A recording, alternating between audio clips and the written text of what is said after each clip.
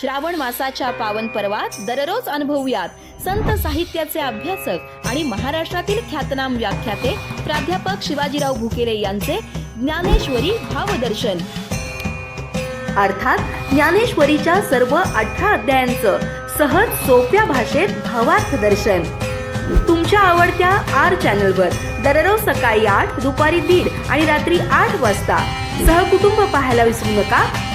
ज्ञानेश्वरी भावदर्शन याचे प्रायोजक आहेत महेंद्र ज्वेलर्स, राजारामपुरी, कोल्हापूर. पुंडलिक वरदा हरी विठ्ठल श्री ज्ञानदेव तुकाराम. पंढरीनाथ भगवान की जय. माऊली ज्ञानेश्वर महाराज की जय. जगद्गुरु तुकोबाराय महाराज की जय. विनायकं गुरुर्नौमि साखरे नाम विश्रुतम्. येषां चरण सानिध्यात् जीवा मुक्ता भवन्ति.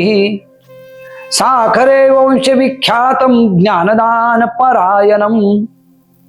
विनायकं गुरुर्वन्दे भवबन्ध विमुक्तये.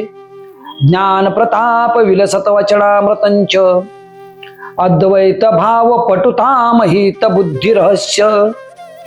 ज्ञानेश्वरस्तु भगवान अवतीर्ण एव. श्रीरंगनाथ गुरुराज नमोस्तु तोभ्यं. श्रीरंगनाथं गुरुराजवर्यं मुमुक्षूणाम ज्ञानदानैकदक्षं. प्रभावती क्षेत्रनिवासिनन्तं नमामि वेदान्तमिदं वरिष्ठं. रामकृष्ण हरी माऊली.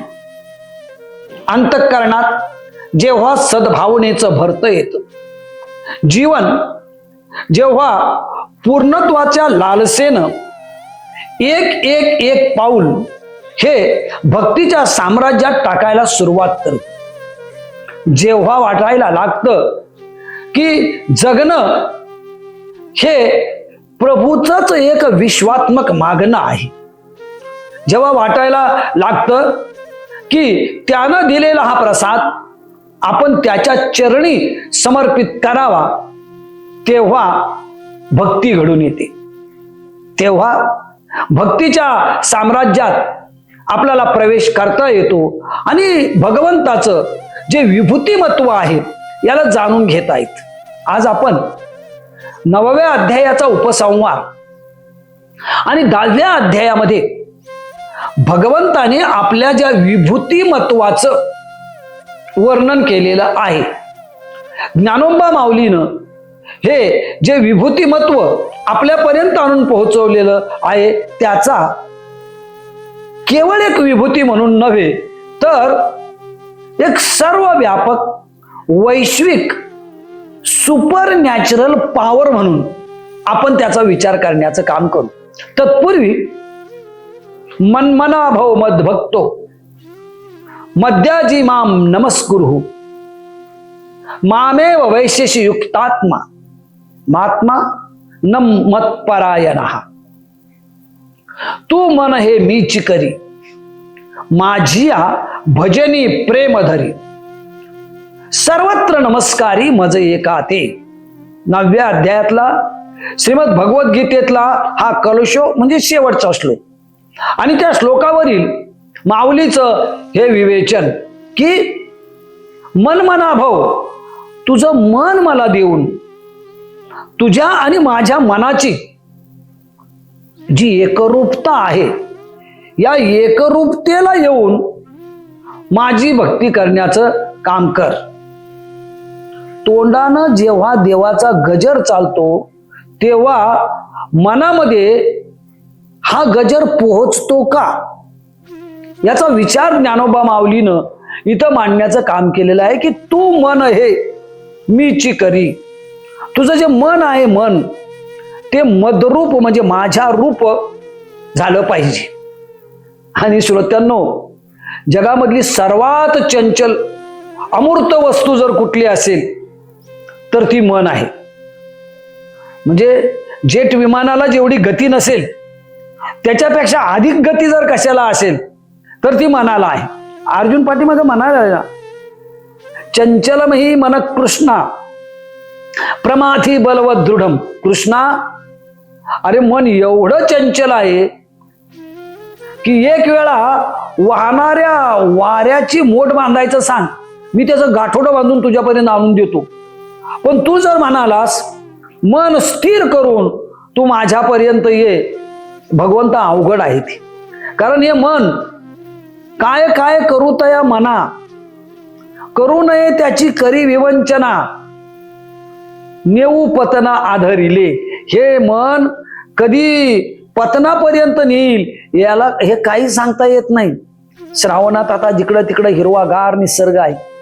या निसर्गामध्ये आता थोडस ऊन वगैरे पडल्यानंतर आपण आपले खिल्लारे गाई गुरं हे रानावानात सोडत राहू. त्यावेळेला गंमत अशी असते की आपल्या मालकीच्या एका जागावर बांधलेल्या हिरव्या गवतापेक्षा खिल्लाऱ्यांचा उत्साह एवढा वाढतो की ती रानोमाळ भटकायला लागतात. मनाचं असंच आहे. मोहाच्या कुरणात या खिल्लाऱ्यांच्या प्रमाणे हे रानोमाळ भटकायला लागतं. आणि मग माझी बहिणाबाई म्हणते, मन वढाय वढाय उभ्या पिकातलं ढोर, किती हाकला हाकला पुन्हा येतं पिकावर. असं हे मन आहे. ज्या मनाचा चंचलतेचा प्रवास हा एवढा मोठा आहे. जर खर तर एकदा मन स्थिर झालं तर तिथं भगवंताचं सद्विचाराचं प्रतिबिंब पडायला वेळ लागत नाही. परंतु ही गोष्ट अतिशय अवघड आहे. या अवघड गोष्टीला सोपं करण्यासाठी हळूहळू हळू आपल्याला मनाच्या स्थिरतेकडून, म्हणजे इंद्रियांच्या व्यापाराच्या द्वारा मनाच्या स्थिरतेकडे पोहोचावं लागणार आहे. ते पोहोचण्याचे काही मार्ग ज्ञानोबा माऊलीनं या ओवीत पुढे सांगितलेले आहेत. पोहोचायचं झालं तर माझी या भजनी प्रेम धरी, देवाचं नामस्मरण प्रेमानं करावं. त्याच्यामध्ये मनातलं आत्यंतिक प्रेम जे आहे, जसं आपण आपल्या लेकरांच्या विषयी, आपण आपल्या आप्तस्वकीयांच्या विषयी, आपण आपल्या विषयी जे प्रेम व्यक्त करतो ना, ते प्रेम भगवंताविषयी व्यक्त व्हावं. त्याचं जे भजन आहे ते असं प्रेमयुक्त व्हावं. श्रोत्यांनो, नामस्मरण ही यांत्रिक प्रक्रिया नाही. भजन ही यांत्रिक प्रक्रिया नाही, ती अनौपचारिक किंवा नैसर्गिक प्रक्रिया आहे. भजन किंवा नामस्मरण हे अनौपचारिक व्हावं, त्यामध्ये औपचारिकता येता कामा नये. त्याच्यामध्ये प्रचंड प्रमाणात कृत्रिमता येता कामा नये. जर हे कृत्रिमता यायला लागली ना तर बाह्य सोंगा ढोंगाच्या दृष्टिकोनातून हे खूप चांगलं वाटतं, राजेशी वाटतं. परंतु भुस्सा भरलेलं जनावरांची एखादी प्रतिमा आणि जिवंत गाईचं किंवा म्हशीचं पाडस रेड वगैरे जे असेल ते, याच्यामध्ये फरक आहे. भुस्सा भरलेलं कदाचित दिसायला जिवंतपेक्षा आकर्षक असेल, परंतु तुका म्हणे वस्त धेनुवेच्या चित्ती, तैसे मज येते सांभाळीत. गाईचं त्या वत्साकडं त्याचं गाईकडं असणारं लक्ष आणि त्याच्यात असणारा जो नैसर्गिक उत्साह आहे तो भरलेलं जे वाहत आहे त्याच्यामध्ये येणार नाही. तसं भक्तीच आहे, तिच्यामध्ये कृत्रिमता असता कामा नये. अत्यंत सहजता असावी. अत्यंत सहजतेनं जेव्हा आपण भक्तीच्या साम्राज्यामध्ये प्रवेश करण्याचं काम करतो, तेव्हा याला कोणी सहज योग म्हटलं, याला कोणी सहज भक्ती म्हटलं. मी म्हणेल ही जीवन जगण्याची रीती व्हावी, ही जीवन जगण्याची पद्धती व्हावी. ही जेव्हा जीवन जगण्याची पद्धती होईल तेव्हा सर्वत्र नमस्कारी मज एकाते, सर्व ठिकाणी भगवंत. बघा, या ओवीचा उपसंहार आणि बरोबर 10व्या अध्यायाची विभूती योगाची सुरुवात आहे. भगवंताचं अस्तित्व कशा कशामध्ये आहे तर माऊलीनं या ओवीच्या उपसंहाराच्या निमित्तानं सांगितलं, सर्वत्र नमस्कारी मज एकाते. या पृथ्वी तलावर जे जे दृष्टी दिसे ते हरिरूप, पूजा ध्यान जप त्याशी नाही. जे जे दृष्टीला दिसतं ते ते ईश्वरमय आहे असं समजून जर त्या ईश्वरी शक्तीला नमस्कार करण्याचं काम केलं तर त्याला दिवसभर पूजेची, त्याला दिवसभर जपाची, तपाची, ध्यानाची कशाचीही गरज नाही. त्याला जाणून घ्यायचं असेल तर माऊलीनं आणि भगवान श्रीकृष्णानं 10व्या अध्यायाच्या निमित्तानं जे विभूतिमत्व सांगितलं त्या विभूतिमत्वाला अर्थात विभूती योगाला जाणून घेणं महत्वाचं आहे. या योगाचा प्रारंभ करताना माऊलीनं सद्गुरू आणि भगवंत या दोघांच्याही वैचारिक विभूतिमत्वाला महत्व दिलं आणि सांगितलं नमो विशदबोध विदग्धा. हे विदग्धा, विशदबोध करणाऱ्या स्वामी निवृत्तीनाथा आणि हे सर्व व्यापक परमात्मा यांना वंदन करून आता अर्जुन बोलता झाला आणि अर्जुन म्हणाला की भगवंता आतापर्यंत तू मला कर्म संन्यास योग, आतापर्यंत तू मला कर्मयोगाच्या पलीकडे असणारी निष्कामता, भक्ती योग, भक्ती शास्त्रातली तन्मयता, आप्त स्वकीयांचा त्याग करावा लागण्यासाठी जी काही मनाची तयारी आणि तटस्थता लागते ती तटस्थता, जीवनाविषयी जो निरीच्छपणाचा निष्कामतेचा भाव असावा तो भाव, या सगळ्या गोष्टीचं प्रतिपादन केलं. तेव्हा एक झालं की आतापर्यंत अर्जुनाच्या विकारात मी अडकलेलो होतो. माझ्यासाठी एवढ्या 10व्या अध्यायापर्यंत तू जे विश्लेषण करत आलास, पहिल्यांदा तुझं जे काही प्रतिपादन आहे हे माझ्या बुद्धीच्या पलीकडचं होतं. हे मला पटत नव्हतं. न पटण्याचं कारण तू स्वतः सांगितलंस. शरीराच्या भोवतीनं मोहमायाचं जे जाळं पसरलंय, या मोहमायाच्या जाळ्यामुळं आप्त स्वकीयांच्या विषयी नको तेवढा मोह किंवा चिकटा मनामध्ये निर्माण झाल्यामुळं आणि खरं सांगू भगवंता अनाधिकारामुळं तुला जाणून घेण्याचा अधिकारच माझ्यात निर्माण न झाल्यामुळं बऱ्याच वेळी तुझ्या काही गोष्टी मला पटल्या नाहीत. पण हळूहळू येनकेन प्रकाराने नाना उपायानं भगवंता तू मला तयार करण्याचं काम केलंस. आता असं मला जाणवायला लागलं की खरंच भगवान श्रीकृष्ण म्हणतात ते खरं आहे. मी कौरवांना नाही मारलं तर दुसरा कुणीतरी मारणार आहे, दुसऱ्याने कुणीतरी नाही मारलं तर ते स्वतः कधी ना कधी मारणार आहे. ज्यांच्याविषयी मी अंतःकरणामध्ये एवढी मोठी मोहासक्ती बाळगून आहे, ती मोहासक्ती जी आहे त्या मोहासक्तीचा अंतिम परिणाम दुःखदायक होणार आहे.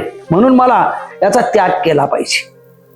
हस्तिनापूरचा सम्राट होण्यासाठी किंवा ते राज्य मिळवण्यासाठीच हा खटाटोप नाही, तर अधर्माविरुद्ध धर्माचं चाललेलं युद्ध,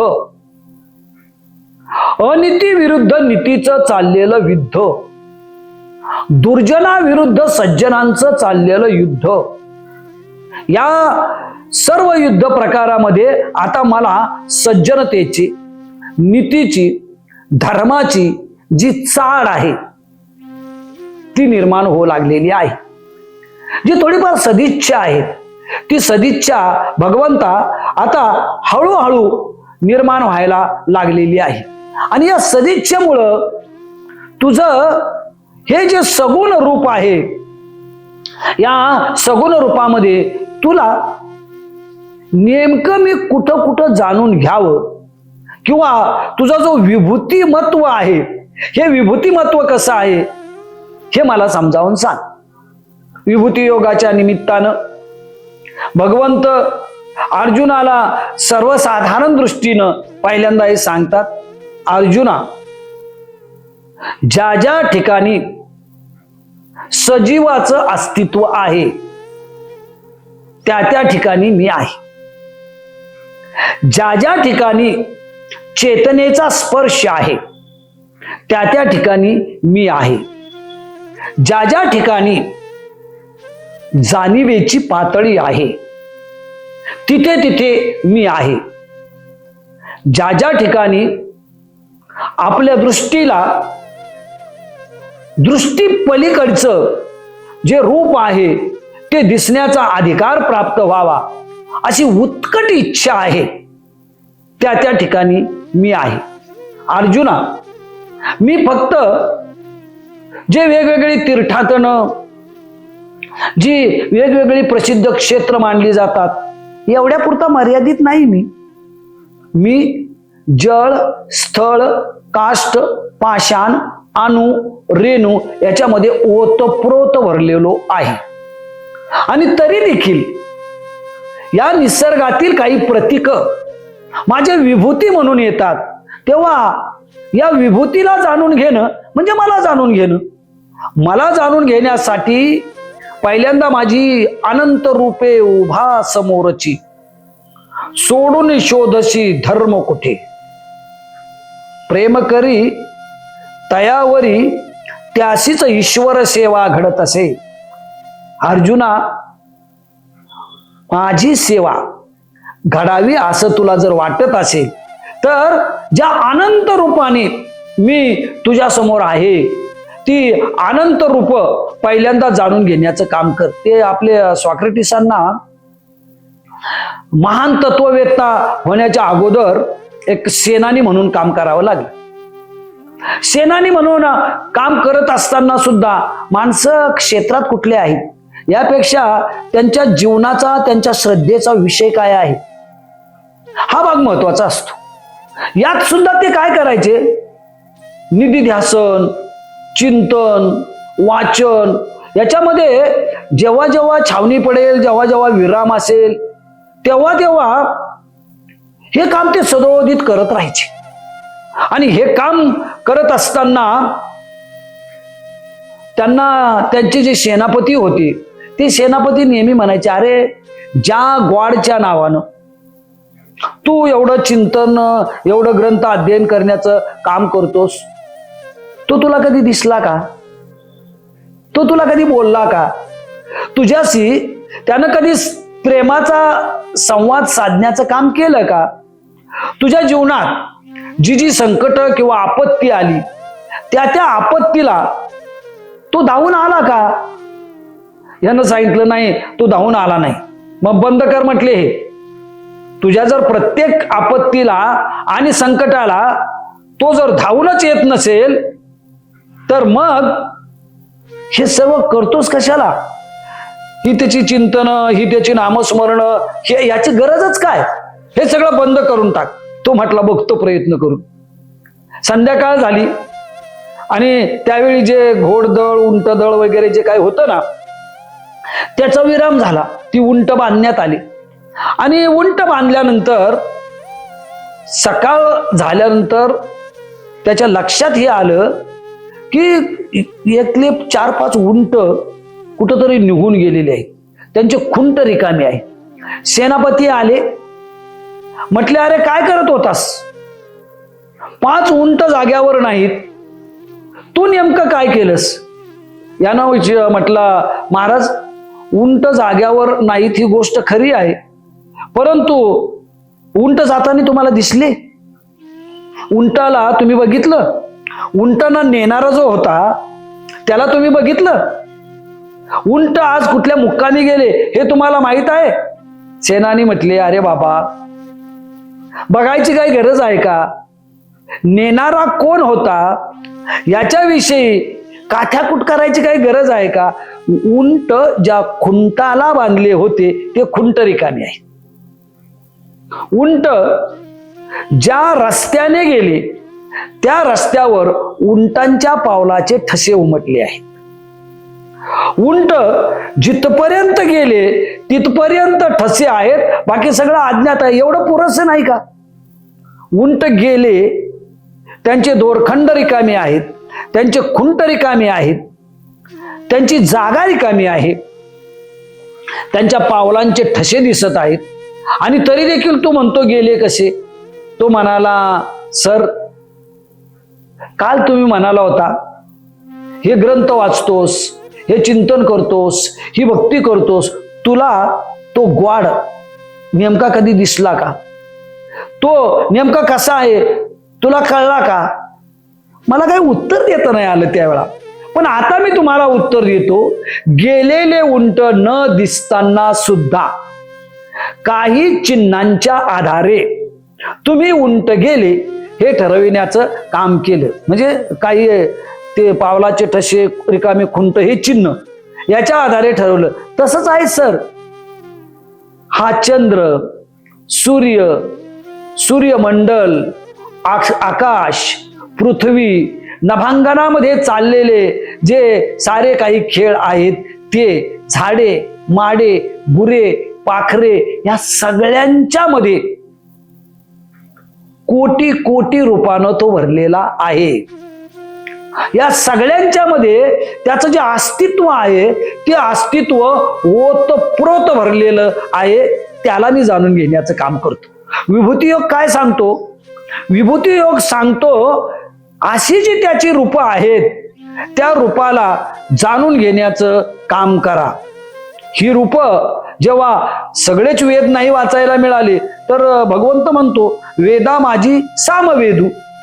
सामवेदाचं जे अस्तित्व आहे त्याच्यामध्ये मी आहे. हे थोडंसं लांबचं आहे. सामवेदापर्यंत आपण काय पोहोचू शकणार नाही, परंतु थोडा अलीकडं येऊन विचार केला तर जो नरांचा श्रेष्ठ, नरश्रेष्ठ म्हणजे माऊलीच्या काळी जी राजेशाही पद्धती होती ती, आणि द्वापार युगामध्ये जी राज्य पद्धती होती ती, तर माणसातला नरश्रेष्ठ जेव्हा माणसाचा राजा होतो तेव्हा तो भगवंताची विभूती होतो. आणि जेव्हा तो भगवंताची विभूती होतो तेव्हा भगवंताचे काही गुण त्याच्यामध्ये आले पाहिजेत तरच तो राजा. म्हणजे त्याच्याकडे औदार्य पाहिजे, त्याच्याकडे ऐश्वर्य पाहिजे, त्याच्याकडे ज्ञान पाहिजे, त्याच्याकडे वैराग्य पाहिजे, तरच तो भगवंताची विभूती ना. भगवंत म्हणतात तो इथं की या जना माझी म्हणजे लोकांच्या मध्ये जो राजा आहे, जो वरिष्ठ आहे, तो माझी विभूती आहे. आणि माझी जर तो विभूती असेल तर त्याच्यामध्ये सद्गुण असले पाहिजे. आता राजे गेले तरी देखील राज्य चालवणाऱ्यांना माझी प्रार्थना आहे की भगवंत राज्य चालवणाऱ्यांना आपली प्रतिकृती मानतात.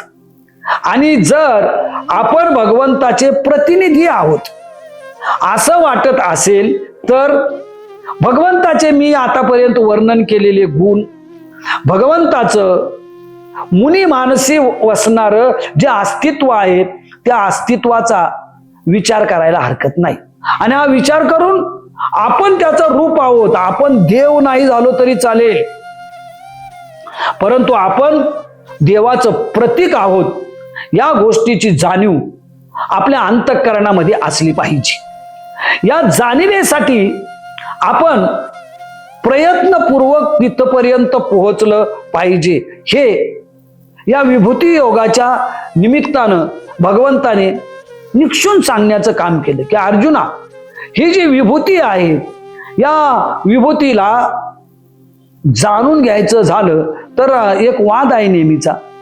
जेव्हा विभूती येते तेव्हा विचार पाठीमागे पडतात, आणि विचार पाठीमागे पडायला लागले की विभूती महत्वाचं स्तोम माजतं. ज्ञानोबा माऊली म्हणतात संत भगवंताची वैचारिक विभूती आहेत, आणि भगवंताची ही जी वैचारिक विभूती आहे ही वैचारिक विभूती विचाराच्या साम्राज्यात आपल्याला घेऊन जाण्याचं काम करते.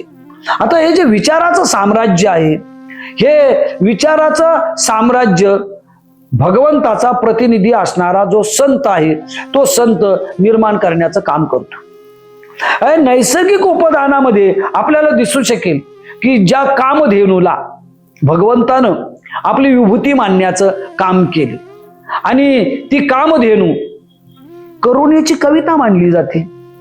कामधेनू वात्सल्याची गाथा मांडली जाते.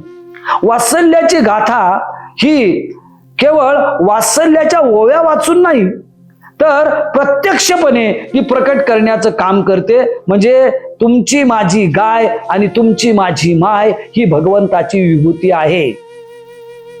आपली माय म्हणजे आपली आई आणि त्या पाडसाची आई म्हणजे कामधेनू ही भगवंताची प्रतिनिधी आहे. सज्जनांनो, आईला शिव्या देऊन देवळातल्या आईला जाणून घेण्याचा रात्रंदिवस प्रयत्न केला तर ती कधीच भेटणार नाही. गाईला लाता घालून नंदीची पूजा श्रावणात करायला गेलो तर भगवंताची विभूती कधीच कळणार नाही. ती जर कळायची झाली तर बाईनाबाईनं म्हटलं होतं ना, नाही ओळखला कान्हा तिले माय म्हणू नये, जिले नाही फुटे पाना तिले माय म्हणू नये किंवा गाय म्हणू नये. गाय आणि माय यांची तुलना बाईनाबाईनं करताना सांगितलं, आईला कान्हा ओळखावा लागतो, गाईला पाना फुटावा लागतो आणि मग ही वत्साची काळजी घेते. तशी ही कामधेनू भगवंताची वात्सल्यमय विभूती आहे. आईमध्ये आणि गायीमध्ये जे वात्सल्य भरलेलं आहे त्या वात्सल्याला या विभूती योगाच्या द्वारा आपण जाणून घ्यायचं आहे. विभूती हा शब्द आपल्याला श्रावणात वेगळ्या अर्थानं आपण वापरतो. डोक्याला 3 रेषामध्ये आपण लावतो ती, बाकी लावतो ती. हे विभूतिमत्व शारीरिक पावित्र्याच्या दृष्टीनं आणि भगवान शिवाने शिवत्वाची जी मार्गक्रमणा सांगितली त्या दृष्टीनं ठीक आहे. पण वैचारिक विभूतिमत्व जे आहे ना, हे वैचारिक विभूतिमत्व आपल्याला सांगतं. जसं इकडं कामधेनूचं आहे, इकडं नराचं आहे, तसं या निसर्गामध्ये उदाहरणार्थ हिमालय किती उत्तुंगता आहे. आपण बोलताना नेहमी म्हणतो की त्याच्या व्यक्तिमत्वात हिमालयाची उत्तुंगता आहे. भगवंत म्हणतो हा हिमालय माझी विभूती आहे. माझं जे व्यापक, माझं जे भव्य, माझं जे उच्च आणि दिव्य रूप आहे, या रूपाला जर जाणून घ्यायचं झालं तर हिमालयाची उच्चता आमच्यामध्ये आली पाहिजे. ही उच्चता येण्यासाठी माझी जी विभूती आहे म्हणजे हिमालयाच्या रूपानं या विभूतीला जाणून घेण्याचा प्रयत्न करावा. श्रोत्यांनो, या अध्यायात निसर्गातल्या प्रत्येक परिमाणाला भगवंतानं आपली विभूती मानण्याचं काम केलं. मग ते आपल्याला शीतल आनंद देणार, आपल्याला अगदी मे महिन्यामध्ये कडकडून तहान लागल्यानंतर अमृताप्रमाणे आनंद देणारं जल असेल, ती सरिता किंवा नदी असेल, त्या नदीच्या काठी असणारे ज्या वृक्षवेली असतील, त्या वृक्षवेलींच्या पलीकडं हे तेज, हे आकाशातून प्रकट होणारं तेज, हे भगवंताची विभूती आहे. काय करते ही आपल्याला? ही आपल्याला तेजस्वी करण्याचं काम करते. तेजच नाही झालं तर, आता काही दिवस सूर्यदर्शन नाही झालं आपल्याला, सोडून द्या, परंतु सूर्यदर्शन न झाल्यानंतर जी कासावीस अवस्था आपल्यात निर्माण झाली ती, तो जेव्हा सूर्यनारायण येतो धरतीवर आपल्या किरणाच्या रूपानं, तेव्हा नाही होत. कारण भगवंत म्हणतो तेज ही माझी विभूती आहे. खरं तर माणसात जोपर्यंत तेज आहे तोपर्यंत तो सर्व गोष्टी करू शकतो. तेज निघून गेलं तर सायन्स सांगतं गेला. आगा देहीचा अग्नी गेला, देह नव्हे तो चिखुलवाला. देहातलं तेज गेलं की आपण सामान्य शब्दानं म्हणतो थंड पडला वगैरे, म्हणजे तेज जाण. ही जी तेजस्विता आहे, ही तेजस्विता भगवंताची एक विभूती आहे.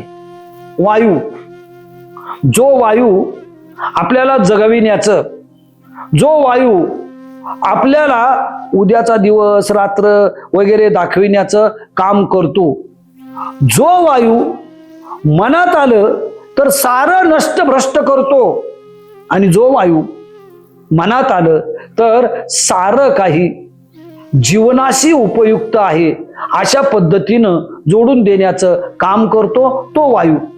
भगवंताचं एक रूप आहे ही सहनशील पृथ्वी.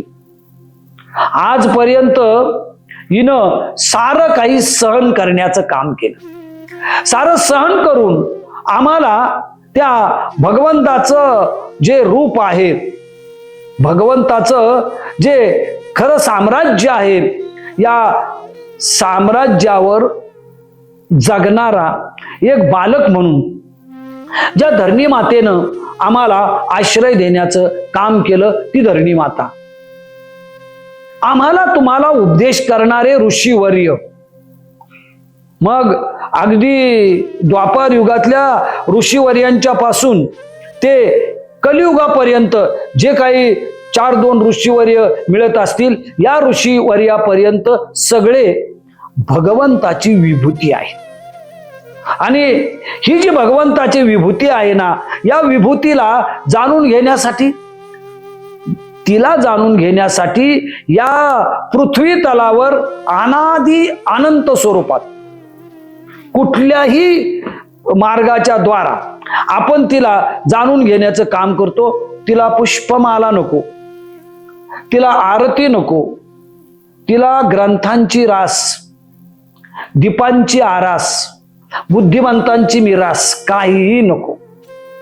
काही न करता जेव्हा एखाद्या निबिड अरण्यामध्ये असो, नाहीतर आयुष्याच्या प्रवासात कुठेही असो, ही जी विभूती आहे, ही विभूती जे जे भेटे भूत ते ते मानिजे भगवंत, हा भक्तियोग निश्चित जाण माझा. काय भक्तियोग सांगतो? भूत म्हणजे जो भेटेल तो, त्याच्यामध्ये परमेश्वर भरलेला आहे. जो परमेश्वर माझ्यात आहे तो परमेश्वर त्याच्यातही आहे, हे ज्याला समजतं ना, त्याला भगवंताच्या विभूतीही कळतात. आणि भगवंताचं जे सर्व व्यापक रूप आहे, हे सर्व व्यापक रूपही कळतं. या सर्व व्यापक रूपापर्यंत पोहोचण्यासाठी अनादी अनंत वस्तुमात्राने भगवंताची ही जी व्यापकता, भगवंताचं ही जी विभूती आहे, हिला आमच्यापर्यंत आणण्याचं काम केलं. ज्ञानोबा माऊलीनं आपल्या देशिकार लेण्याच्या रूपानं या विभूती योगाचं वर्णन केलं. श्रोते हो, ही जी विभूती आहे, ही विभूती मी मगाशी म्हटलो त्याप्रमाणे विचाराला नष्ट न करता आपल्यात आली पाहिजे. आणि भक्तियोगामध्ये विचाराबरोबर विभूतीला महत्व दिल्या जातं. कारण काय? कारण तुकोबारायांनी म्हटलंय, जगाच्या कल्याणा संतांच्या विभूती, देह कष्टविती परोपकारे. कोण भगवंताची रूप आहेत?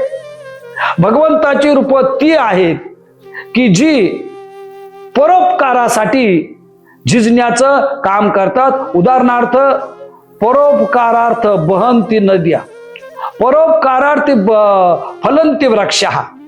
परोपकारासाठी नदी वाहत राहते. या नदीनं आजपर्यंत फक्त दुसऱ्याच्या उपकाराचा विचार केला. हा, आता कधीतरी ती भयानक झाल्यानंतर आपल्याला जो परोपकार आहे, या परोपकाराच्या पलीकडे तिचं रूप आहे, याची जाणीव आता मागच्या 8-15 दिवसात झालीच आपल्याला. परंतु इतर वेळी जर विचार केला तर परोपकारासाठी वाहत राहणं हे तिचं काम आहे. परोपकारासाठी वाढत राहणं हे वृक्षाचं काम आहे. परोपकारासाठी तो वाढतो, त्याला फळे फुले येतात, ते आपण चाखण्याचं काम करतो. प्रतिदानाची अपेक्षा नाही. भगवंताची विभूती संत त्याला म्हणतात की आपलं शरीर, आपली वाणी, आपलं मन परोपकारासाठी झिजवल्यानंतर मला काही प्रतिदान मिळालं पाहिजे याची अपेक्षा जो करत नाही तो भगवंताची विभूती. मी दिलं समजा मी 1 पट दिलं तर मला दुप्पट मिळालं पाहिजे, हे जेव्हा आपण दुसऱ्याकडून अपेक्षा करायला लागतो तेव्हा हा जो विभूती महत्वाचा विचार आहे, या विचारापासून आपण थोडेसे पाठीमागे पडतो. या विचाराबर हुकूम जर आपल्याला जायचं असेल तर काय म्हणतात महाराज, जगाच्या कल्याणासाठी जन्माला येणारी माणसं स्पेशल असतात, तुमच्या माझ्यासारखी नसतात. आपण आपल्या कल्याणासाठी जन्माला येतो आणि जन्मभर आपल्याला आपल्या कल्याणाची धास्ती लागलेली असते. होतं की नाही हा भाग नंतरचा. आयुष्याच्या शेवटी जाणवायला लागतं, अरे ज्याच्यासाठी आलो होतो ते करायचं राहूनच गेलं. आयुष्याचं निदान वैयक्तिक कल्याण व्हायला पाहिजे होतं, ते वैयक्तिक कल्याण सुद्धा करता आलं नाही. पण जे भगवंताची विभूती असतात ते जगाचं कल्याण करतात आणि त्यांना भगवंताचं विश्वरूप कळतं. अनंत रूपाने असणारा जो भगवंत आहे तो भगवंत विराट स्वरूपामध्ये कळतो. कसा कळतो, त्याचं विराट स्वरूप नेमकं कसं असतं, या जाणीवेच्या पातळीवर ज्ञानोबा माऊलीनं विश्वरूप दर्शन नावाचा जो अध्याय आहे त्या अध्यायाच्या निमित्तानं आपल्याला नेण्याचं काम केलं. श्रोते हो, तोपर्यंत आपण ज्ञानोबा माऊलीनं वर्णन केलेल्या विभूती महत्वाचा आणि त्यातल्या त्यात महाराजांचा जो अभंग मी शेवटी सांगितला आपल्याला, की जगाच्या कल्याणासाठी कष्ट झिजवणाऱ्या ज्या भगवंतांच्या विभूती आहेत त्या भगवंताच्या विभूतीचे वैचारिक परिस्पर्श जो आहे त्या परिस्पर्शापर्यंत पोहोचण्याचा प्रयत्न करूया. तोपर्यंत रामकृष्ण हरी माऊली. पुंडलिक वरदा हरी विठ्ठल श्री ज्ञानदेव तुकाराम. पंढरीनाथ भगवान की जय. माऊली ज्ञानेश्वर महाराज की जय. जगद्गुरु तुकोबाराय महाराज की जय.